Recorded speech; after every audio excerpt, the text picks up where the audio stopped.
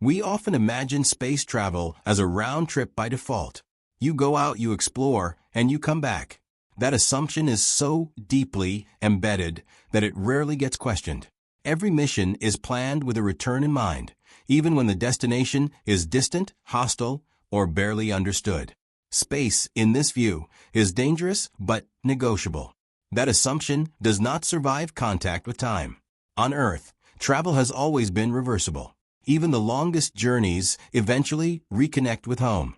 Distance could be crossed, endured, and undone. Space appears to invite the same logic.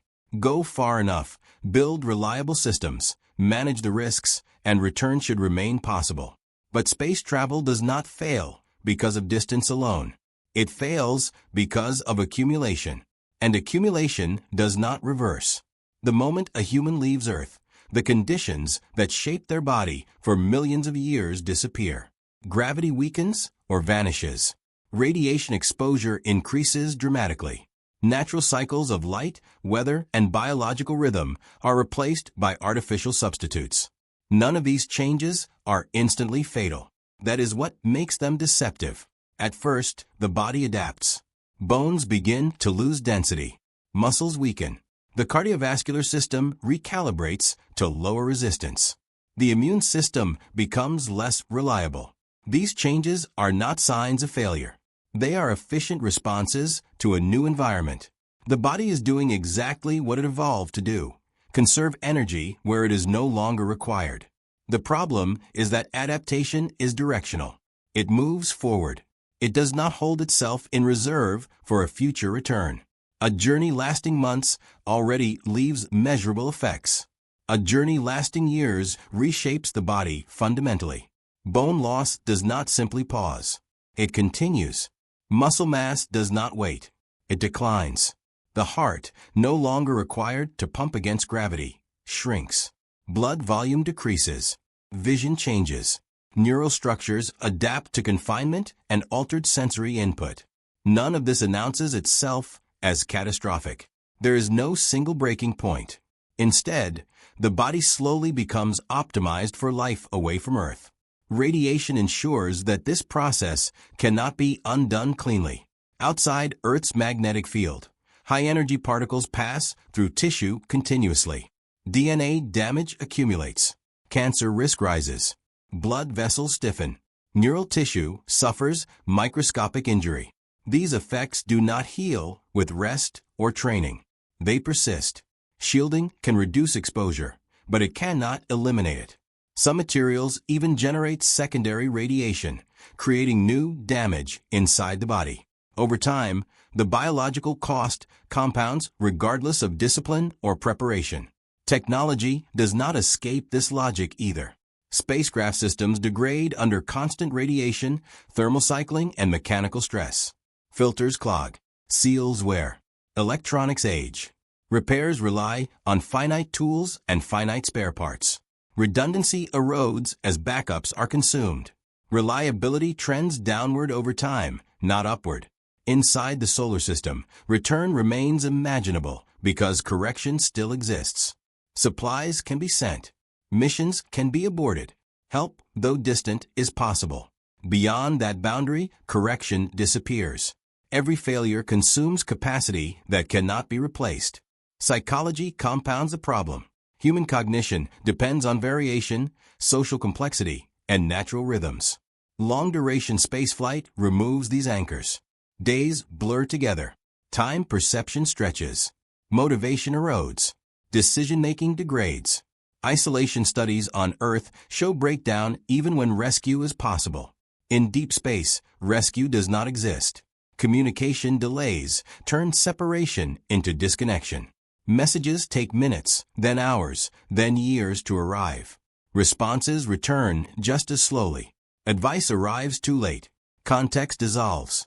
The traveler becomes autonomous by necessity, not choice. At some point, the journey stops being a mission and becomes a condition. The traveler is no longer temporarily away from Earth. They are becoming something else. This is the first quiet truth about space travel. The danger is not that return might fail. It is that return slowly stops being biologically and psychologically possible long before the destination is reached. As time extends, the direction of change becomes clearer.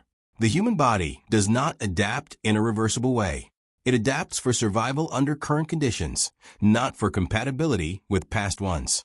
The longer exposure continues, the less meaningful the idea of return becomes. Bones that lose density in reduced gravity do not simply regain it on command. Even after months on Earth, astronauts often recover only partially. Over years, structural loss becomes permanent. The same is true for muscles. Strength returns slowly, unevenly, and never completely once atrophy has progressed far enough. The cardiovascular system follows the same pattern. A heart that has adapted to pumping blood without gravity does not instantly recover its former capacity when gravity returns. Blood pressure regulation fails. Fainting becomes common. Simple movement becomes dangerous. These are not rare edge cases. They are predictable outcomes of long-duration exposure. Radiation ensures that this degradation is not confined to movement and strength. Damage at the cellular level accumulates regardless of training, discipline, or fitness. DNA mutations persist. Cancer risk rises steadily. Blood vessels harden. Neural tissue suffers microscopic injury that compounds over time. Cognitive speed and flexibility decline gradually, often without obvious warning until the change is irreversible. Even if a traveler could physically tolerate the stress of returning, their body would carry years of accumulated damage into a high-gravity, high-oxygen environment it is no longer adapted for. Recovery would be uncertain. Some systems would fail outright. Others would never return to baseline. Technology mirrors this asymmetry. Spacecraft systems age faster than those on Earth. Radiation degrades electronics. Thermal cycling stresses materials. Moving parts wear continuously. Repairs depend on finite tools and limited spare components. Every repair consumes options that cannot be replaced. Over time, redundancy disappears. Reliability declines. Return requires systems to work not just once, but again, after years of degradation. That is a higher bar than departure, and it is one that long missions quietly fail. Psychological limits compound the physical ones. Isolation does not peak and resolve. It persists. Without natural cycles, the brain loses temporal anchors. Sleep disorders become chronic. Motivation weakens. Decision-making degrades not through panic, but through exhaustion and monotony. A mind shaped by years of confinement does not easily reintegrate into complex social environments. Communication delays reinforce separation. Messages arriving months or years late no longer guide action. Context dissolves. Decisions are made in isolation. Over time, the traveler stops participating in the society that launched them. Culture evolves without them. Language shifts. Priorities diverge. By the time return is attempted, the traveler is no longer aligned with the world they left. Even success would feel alien. Home becomes an environment the body struggles to tolerate and the mind struggles to recognize. At this point, space travel has crossed a quiet threshold. It is no longer a round trip delayed by distance. It is a one-way transformation shaped by time. Once that threshold is crossed, the idea of space travel as a journey with a return ceases to be meaningful. What remains is relocation, not exploration. The traveler does not go out and come back. They move away from Earth in a way that cannot be undone. This is not because spacecraft cannot be turned around. It is because the human organism cannot be rewound. A body that has adapted to reduced gravity, chronic radiation, artificial light, and confinement is no longer the same body that left Earth. It has been reshaped to survive a different set of conditions. Returning it to Earth is not restoration.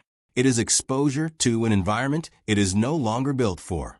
The same is true psychologically. Years of isolation do not simply fade when the hatch opens. A mind shaped by confinement, delayed communication, and constant risk does not instantly reintegrate into a dense, noisy, fast-moving society. Familiar environments feel overwhelming. Social complexity becomes exhausting. The sense of belonging erodes rather than returns.